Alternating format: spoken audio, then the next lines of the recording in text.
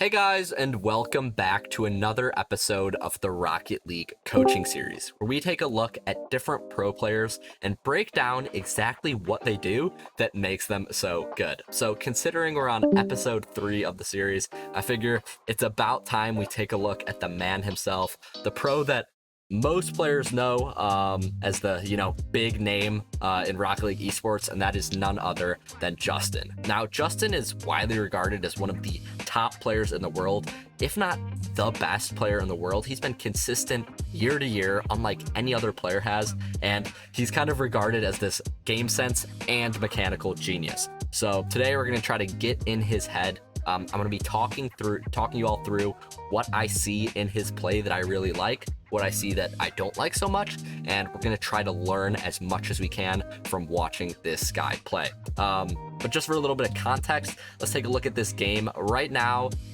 we are looking at a scrim game from about a week and a half ago, so early November of 2020. The pro scene has been a little slow in recent weeks, but I was able to find this scrim between two of currently the best teams in NA. We have Space Station Gaming on the orange team and NRG on blue. So yeah, we're gonna try to get in the head of Justin. This is no easy game for NRG to take home. Space Station Gaming is one of the best teams out there in NA right now, if not the best team. They might be the better team. But yeah, without any further wait, I'm gonna stop talking. We are going to take a look at how Justin plays this, see what we can learn.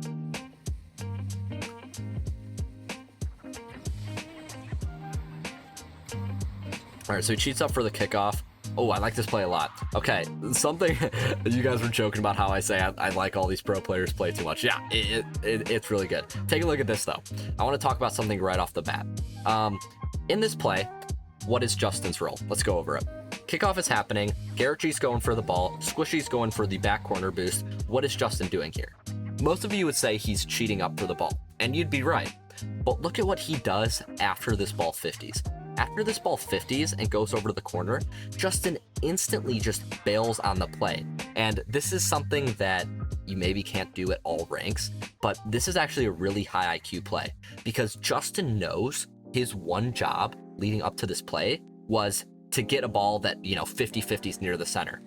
But the reality is, once that ball spits out all the way back to the other corner, he's got low boost. He can't really do much to contest it. So watch what NRG does. Just like as a team, watch how they move from an aerial perspective here. Take a look at this. Justin bails instantly after being the one cheating, and because Squishy has boost, Squishy pushes up and fills in for him. This is like picture perfect team movement around the field. It's just perfect team chemistry. So Squishy challenges early, forces Reynolds to kick the ball up, and then Justin wins it there. Let's see what happens here. All right, so he tries for a 50. Doesn't get it by him. Let's see how he rotates here. He rotates a little close, but this is totally fine. Now, normally I'd say rotate back post, but Justin knows after he hits this ball here and he's going back, he's going to have a teammate behind him. And so, he can get away with it. All right, let's see what happens from here. Oh, little lag spike. We'll go back. So he rotates front post. He hits this ball. He sees their team. I like that as he's rotating around, he's going for a bump here. Whenever you're rotating around out of the play, you have to think rotations are like hitting the ball and getting back in line. When you're moving back around to get back in line, you really want to make the most of that downtime. So I like that he goes for a bump here. He tries to be as productive as he can possibly be while he's not on the ball. But then he rotates back around just as he should, and this defense is flowing pretty well. Once he sees, I like this. Unfortunately, this boost isn't there. He's watching the play. Once he sees Squishy get it over the corner, he knows he has enough time to go get boost because he's low on boost, and that's what enables him to make this wide loop around. Now, unfortunately, he realizes it didn't spawn, so he's kind of got to cut back around and make a low boost save, but I like his idea there. His idea was good. Let's see how he plays up here. I like that he pushes up. He's waiting for the 50. He lets Squishy go because that ball was above him. All right, so they save it to the corner. Justin is really aggressive here. This is a risky play. I wouldn't advise doing this all the time, but Justin is confident in his ability, and Cepis isn't showing strength here, so I think Justin knows he can go. That being said, if I was coaching somebody, I would probably tell them to just play a little more passive here. And the only reason I say that is because you can see Squishy and Garrett G are still rotating around. So if Civical were to get control of this ball, do a quick flick, Reddles and Arsenal could follow it up, and Justin's the last man back here. So if he loses this, it's not too good for his team. But Justin is confident, Civical doesn't show strength, and that's a total read thing. He knows that he can go in for this play, and obviously it works out. After he hits this ball, instant rotate out. Rotations from Justin are like, it's bread and butter. Like I was talking about, he's known for his game sense, and you can see it. After he hits the ball, it's immediately what's his next, what's my next job? That's what he's thinking. And he's never lingering on the ball. There's never this like period of indecision. It's bang, bang. And that's how you gotta be if you want to stay at the top like he does. Here, another high awareness cut. I've been talking about this a lot, but cutting rotation is something I don't advise for many ranks, because more often than not, your read isn't strong enough to, make cutting rotation worth it. But Justin has a very high awareness of where his team is. He knows, let's go over to Flycam. He knows Garrett G is behind him here. That's just a given. He has this awareness. And so watch how he rotates. Hits this ball here. He gets dunked, unfortunately. I think he was trying to fake Arsenal. Justin goes for a lot of fakes and mind games, even on the pros, which is fun to watch. But point is, Justin knows Squishy is around the corner. So watch how normally he would be rotating around here. Instead, he kind of cuts it short and plays close to the ball. And that's just an efficiency thing, right? He's closer to the ball. He can afford to cut rotation because he knows he has backup. So that's smart. Right here, he's low on boost. And wow. I know I'm just talking all about little things, but there's the little things in his play that are just perfect. A lot of people would see all these, orange name tags around them and just jump off the wall and rush to this ball. But Justin, it's like he knows when there's weaknesses in the enemy team, and he knows he has time with this ball. So watch how he turns off ball cam, takes time, and gets a more solid hit off the ground. Now, obviously, didn't get by them, but I like his idea. See how he clears this? Wow, that's a powerful clear. Backward clears are super important at the high ranks, and as you can see, even with low boost, Justin's able to hit that ball off the backboard with power. He gets bumped a little bit. Luckily, he's able to wave dash, recover. Now, he wanted that boost, but he's already committed, so he's kind of got to go back. Normally, I don't advise leaving the play, but that's a weird scenario where his boost was taken, and he was already committed with momentum on that line, so taking the back corner boost is appropriate. This is a really good fake challenge. This is exactly what I would have wanted him to do earlier, and you can see how effective it is. When you're up like this, look, Justin is last man back temporarily. Squishy is going to be a second to get back. So more often than not, what you should be doing as last man back is fake challenging and trying to delay. Now, you don't want to be predictable. You don't want to always fake challenge because people are going to start calling your bluff.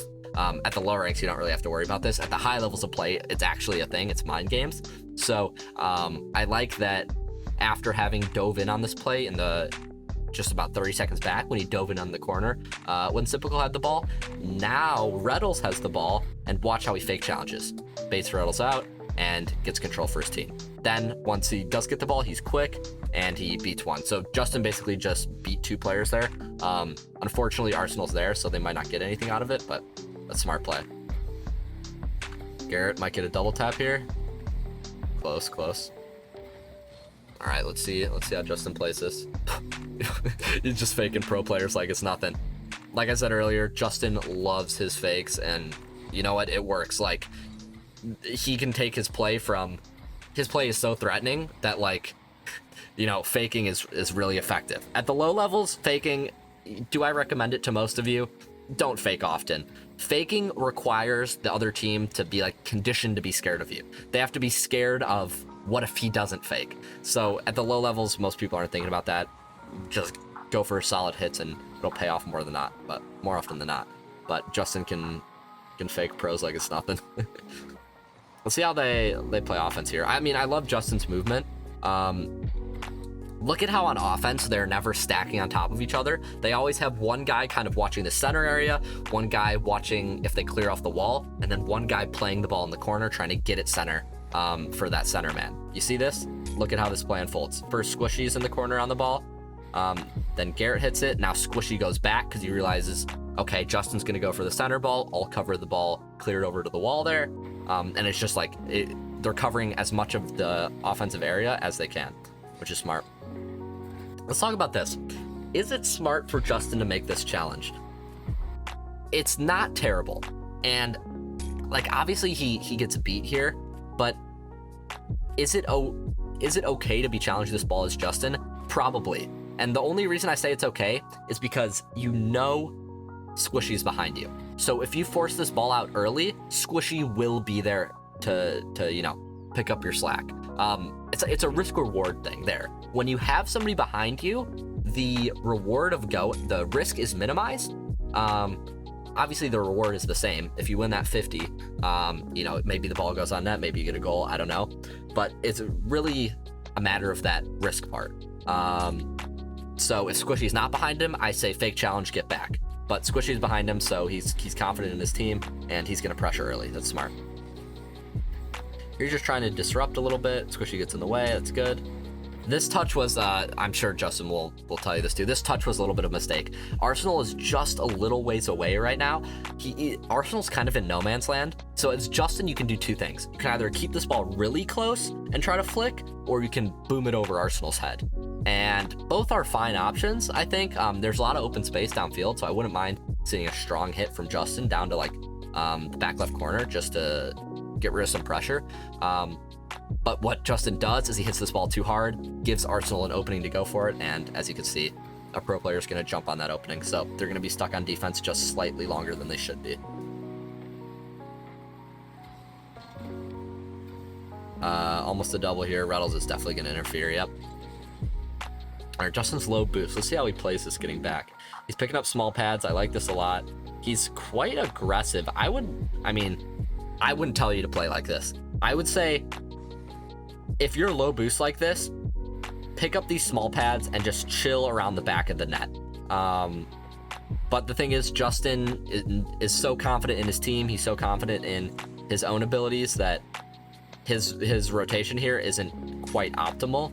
He's not rotating back post because he knows he can do that. Like, can most of you do that? Probably not. So sit back post. But can Justin make this crazy backwards save like on a moment's notice? Yeah, he can. So, he can play a little differently than a lot of us can. Bottom line is, I don't think we should play like that, but it's something useful. And like, look, he's got no boost, and it's like the save is just free for him. It's too easy. Like I said, probably most of you don't play like this, but Justin can get away with it. Wow, that's a nice little demo dodge. Let's watch this back. This is interesting. He's using this like kind of curvature of the goal to actually dodge this demo by Arsenal. Interesting, very interesting. I haven't seen that done before. Something to think about, I guess. Look at this offensive positioning. Like this should be a goal of yours, of your team, whatever team you're playing on in threes. No matter what your team is doing, you should be playing to try to emulate this offense, this energy offense. Look at how they're stacked. I was talking about this earlier. They have one guy in the corner on the ball, one guy watching this wall in case the ball is cleared out of the corner, to keep pressure, to be able to dump it back in, kind of like in hockey. And then you have one guy sitting center, waiting for the pass. And this is just game theory optimal positioning on offense. You have the center guy, you have this wall guy, you have the guy playing the ball in the corner. And for energy, it's like, doesn't matter what the situation is, their team, they're filling into these roles. If there's ever a role empty, they're filling in. Justin sees Squishy to his left, he's filling into the role of being the guy watching the clear on the wall. And if you're on offense, you should be trying to, at most ranks, your teammates probably aren't going to be aware of this kind of thing. You want to be trying to fill in, what they're missing. If there's a hole in any of these roles, you take that role, and you fill that in for your team. I think you're going to see, overall, if you play like that, you're going to be rewarded more often than you're punished, and your offense is just going to be much more potent. As you can see, Justin's role. If this ball is cleared out of the corner, Justin is back, waiting to keep the pressure on. Squishy is playing the center ball there. So Squishy's going to come back around. Justin will try to keep it in, maybe. He makes a soft hit there. That's interesting. I don't know if he meant to do that, but positioning-wise, you get the idea with what energy is doing there, and that's how you want to play. All right, so this is a dangerous attack from Space Station. That could have been a goal. Is there anything Justin could have done differently? So he kind of loses that 50 there, and you can see NRG is kind of getting punished for their greedy defensive play. They push up very far on defense. At the lower ranks, I would say play closer to the back post than you do to the front post at almost all times on defense. NRG, they're really confident, and something that you might notice as they're rotating around the field, they're playing very far up on the front post. And when I say front post, I mean the post that's closest to the ball. So when you play up like this, when Garrett G sits past the front post, you're at risk if the ball ever, unexpectedly comes back to your center. You're not covering your net the best you can. And you see Squishy's not rotating all the way to the back post. He's kind of cutting up, and you're going to see NRG nearly get punished bad for this, because then what happens? They both have to turn around to get back to cover their net, and a well-timed demo by Reddles rotating out is going to be lethal. Unfortunately, for Space Station, they're not able to convert on this, but that should have been a goal on NRG, and it all comes down to that aggressive defensive positioning. A little bit greedy at times. Maybe it pays off for them more often than it hurts them like that. I don't know. They were losing more often than not in this series, so that might be one of their holes as a team. But I'm no analyst yet, so we'll keep watching. All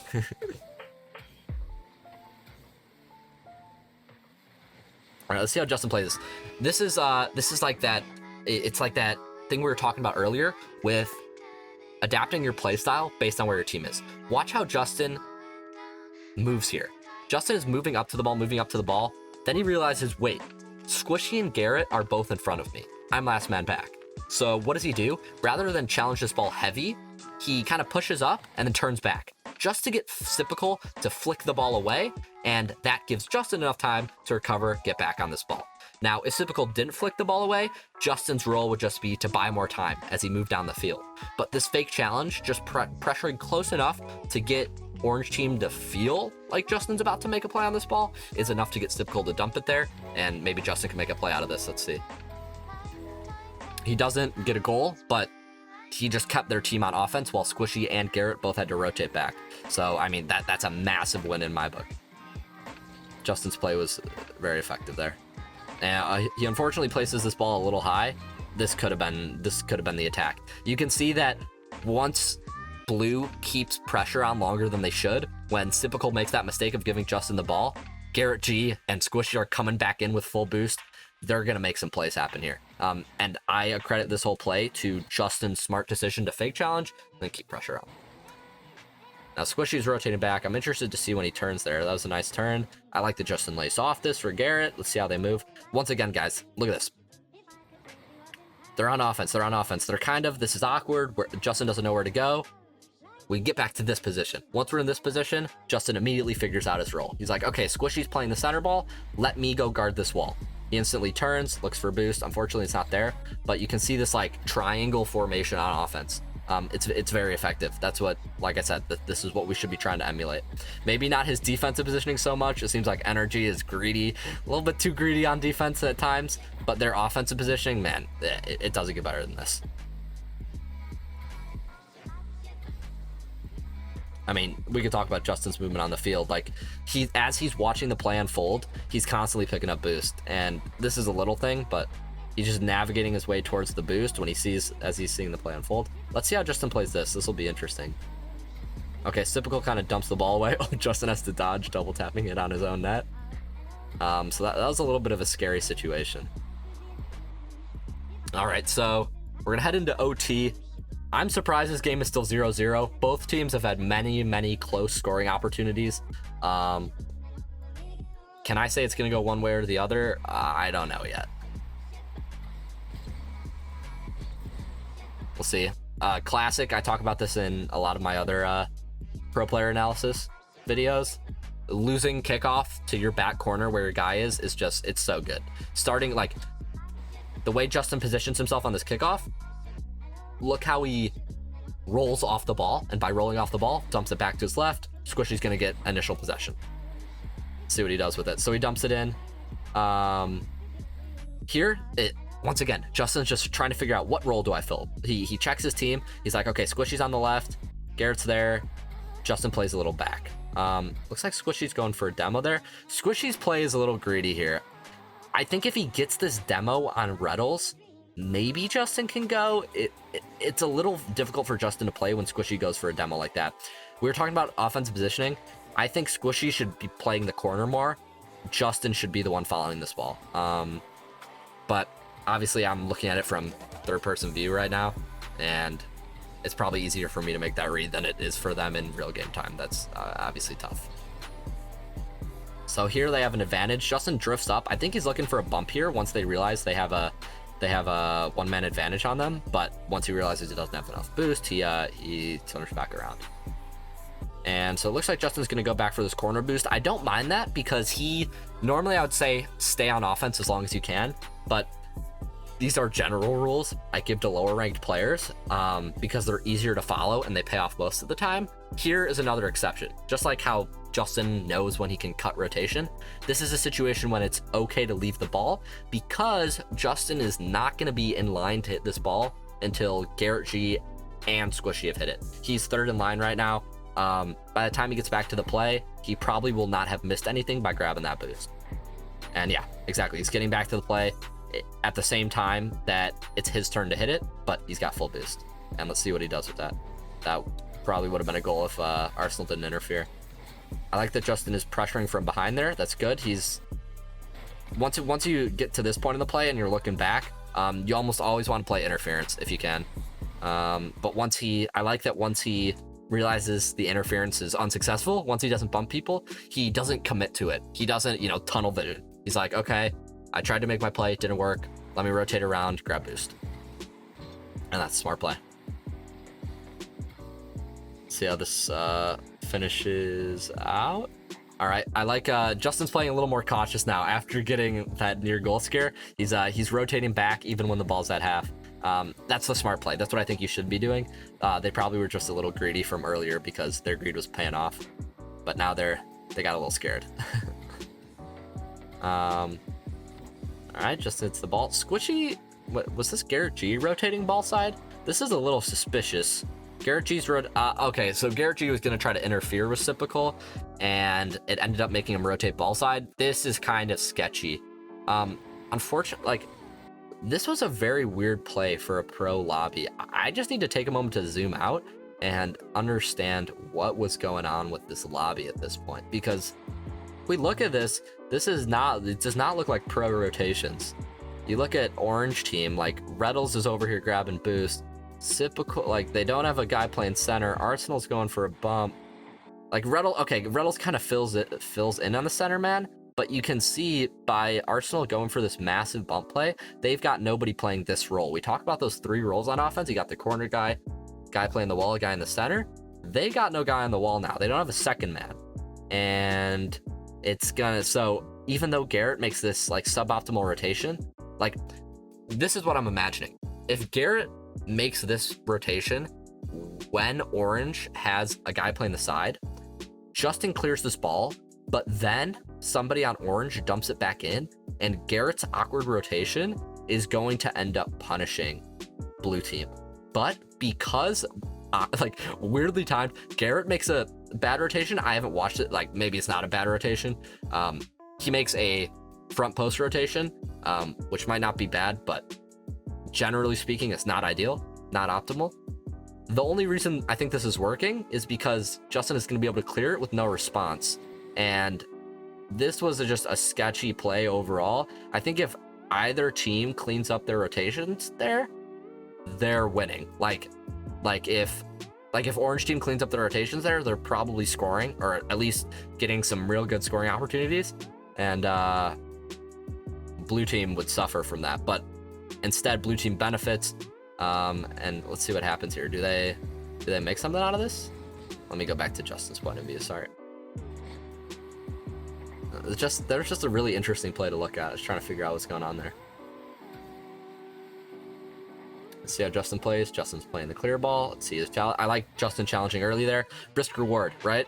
Look at Garrett G and Squishy are going to be well behind him by the time he gets to this ball. So he's going to dive in because, reward, maybe they get a goal. Risk, ball shoots down to their side. Squishy's on top of it.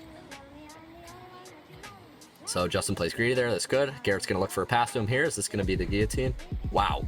Look at that fake from Garrett. Oh my. Is he going to score this? No, Justin didn't score that. Oh, squishy got it. This was a... Wow. Like, energy... This was...